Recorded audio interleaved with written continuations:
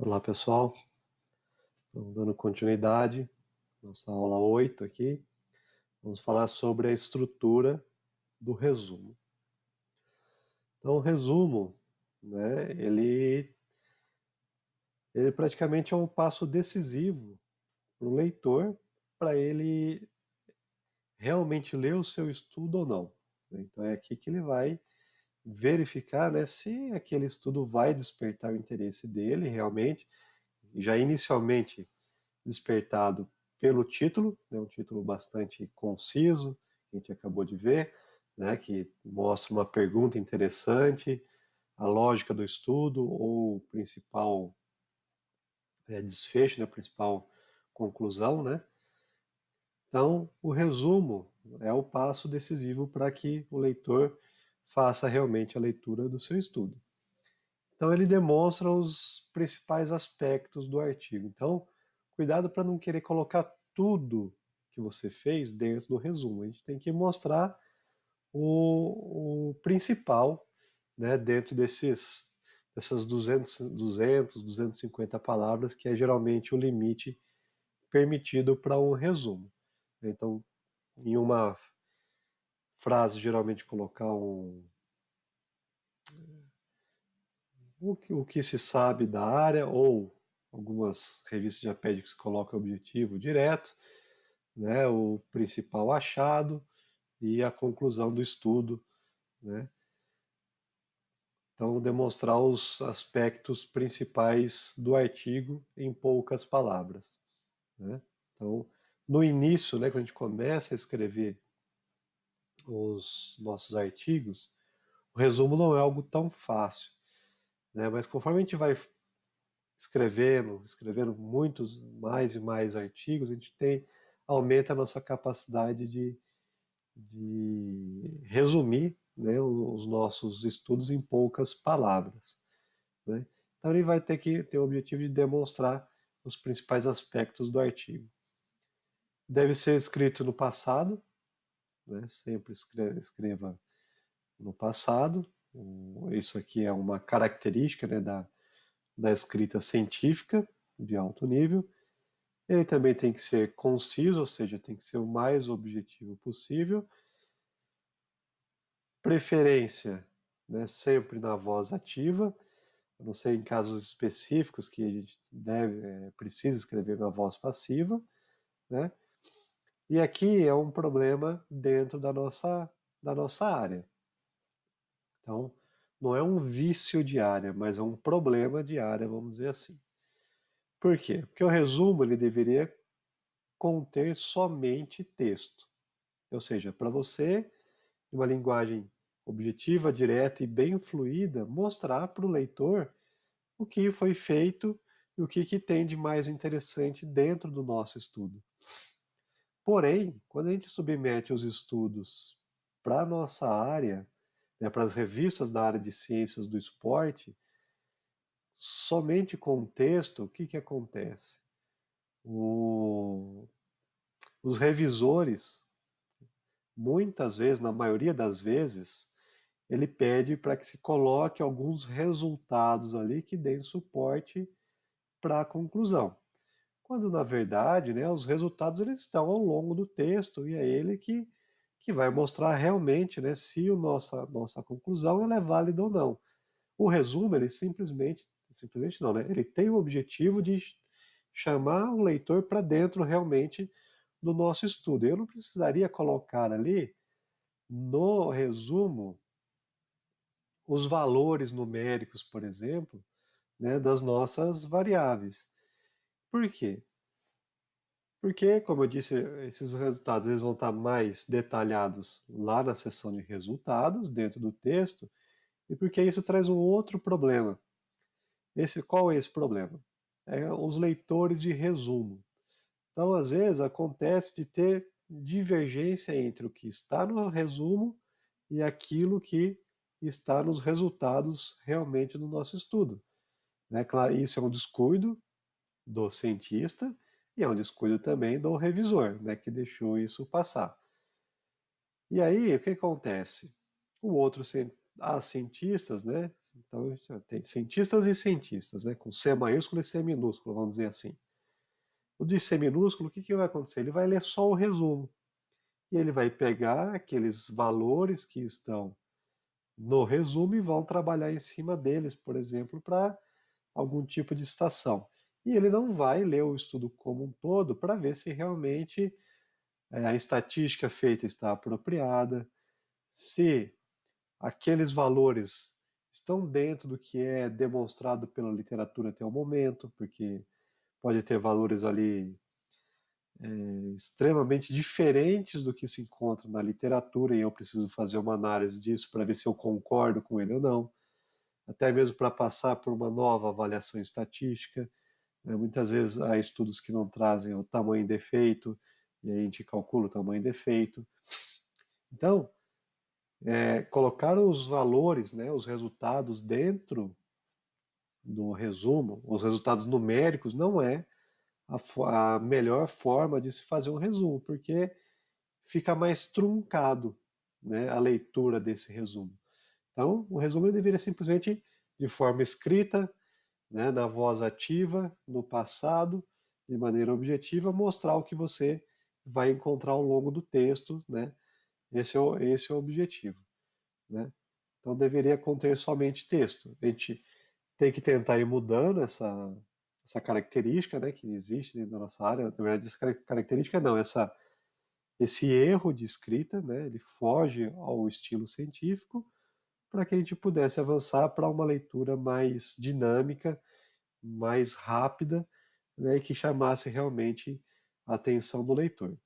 Então, se a gente pegar as grandes revistas, né, a gente vai ver que a maioria dos resumos ele traz somente texto, um número ou outro muito específico ali que é extremamente necessário, tá?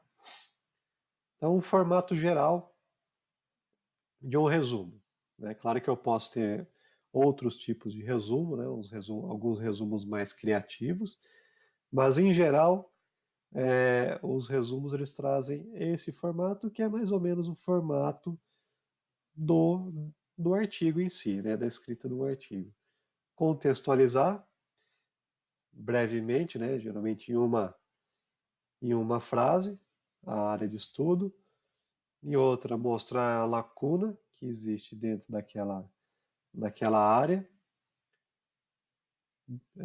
escrever o objetivo, né, o que foi feito, né, dentro daquele estudo, o método,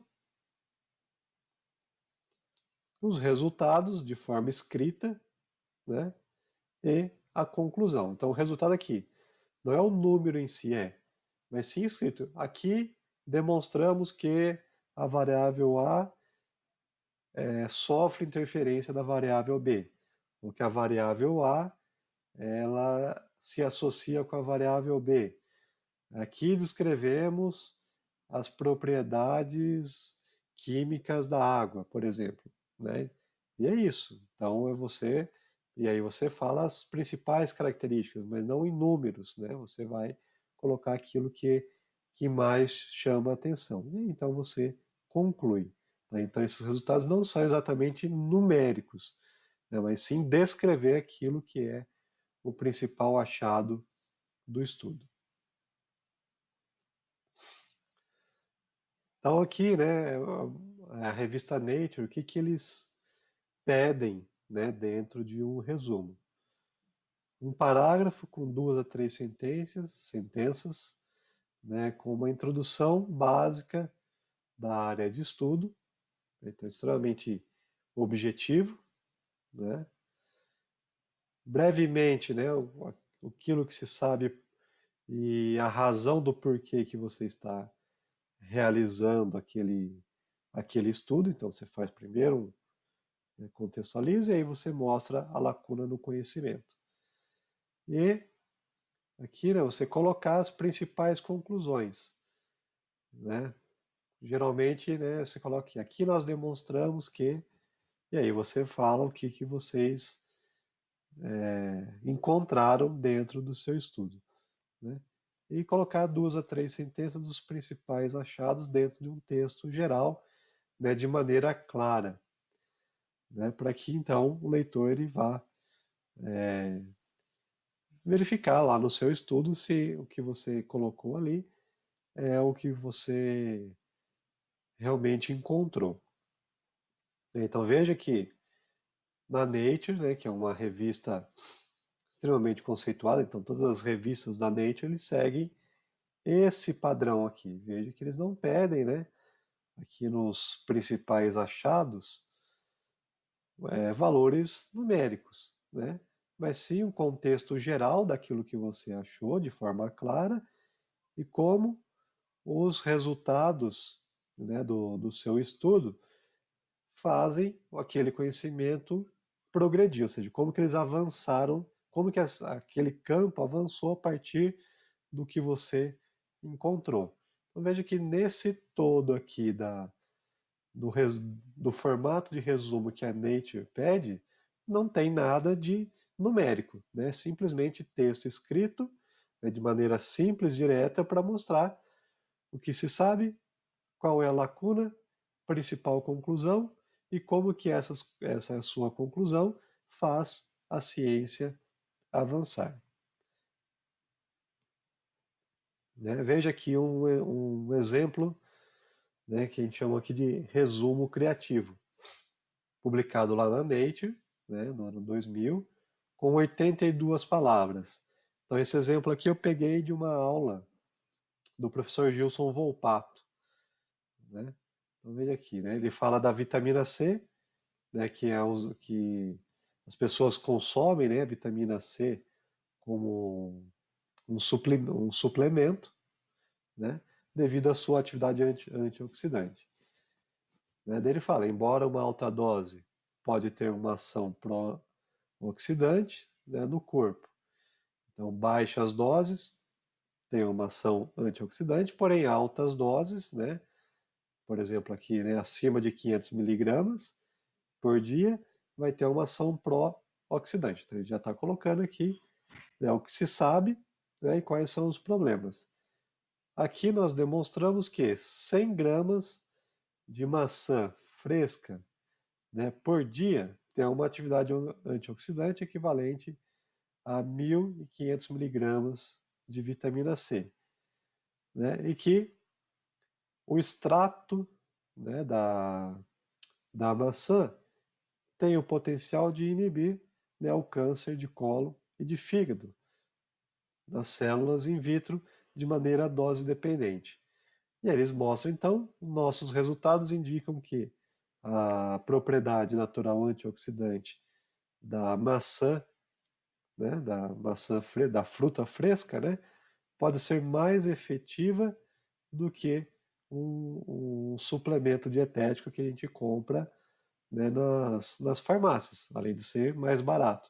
Então veja que, sem colocar muitas informações, né, muitos detalhes, de uma maneira bem geral, esses autores, né, eles conseguiram mostrar que o consumo de maçã de forma diária ele é mais seguro e mais eficiente do que o consumo, né, a compra aí de suplementos dietéticos, com apenas 82 palavras.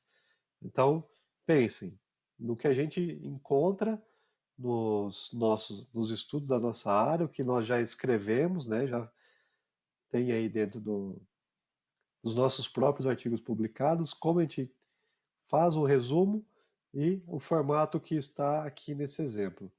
Qual que realmente chamaria mais a atenção do leitor para dentro do estudo, né, para fazer uma leitura mais apropriada e aumentar a chance de citação.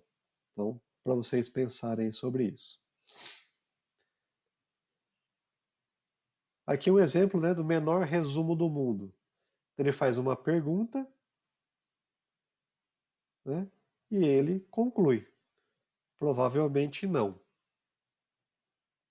É um resumo que responde a pergunta. E aí você vai lá para dentro do estudo para ver se você concorda ou não com essa conclusão. Ele está mostrando a novidade. Não. Né? Possivelmente não. Eu né? Se eu fosse fazer um resumo desse, eu tiraria o provavelmente não, né? Ou, aliás, o provavelmente. Por quê? Porque se é provavelmente, ele não tem ainda certeza se é sim ou se é não, né? Ah, provavelmente não, mas também provavelmente sim. Então, esse provavelmente aqui ele não cabe muito bem no resumo. Então, seria ou sim ou não, né? Então, é um exemplo aqui, né, que foi publicado em 2011, né, nessa revista aqui de física, né, matemática e física teórica aí. Então, é extremamente conciso, né? E é um tipo de resumo que pode chamar também a atenção do leitor, né? Mas eu seria mais objetivo aqui, né? Mostrando realmente que foi encontrado, ou seja, qual que é a resposta para essa pergunta, e os autores parecem não ter muita certeza disso, né? Qual que foi o achado. E esse exemplo 2 aqui é de uma dissertação de um aluno meu, né, que trouxe algumas críticas da banca, né? Por quê? Porque eles queriam aquele formato que se encontra na nossa área, com o que realmente foi feito, os valores numéricos, que tipo de estatística que foi utilizado, né? E nós argumentamos por que desse tipo de título, e no final eles entenderam e permaneceram, esse título, não, desse resumo, e no final acabou prevalecendo, né, a nossa lógica. Então tá aqui, né? E esse resumo também foi utilizado no artigo que foi publicado em 2016. Então, nesse estudo, nós demonstramos que a suplementação de cafeína retarda a instalação da fadiga, promovendo melhora do desempenho sem induzir alterações na função autonômica cardíaca, no sistema respiratório e no metabolismo energético. Então, a gente está mostrando aqui o nosso principal achado. Claro que isso aqui, né, olhando hoje, né, a gente pode falar que dá até para fazer muito mais conciso, né, essa informação.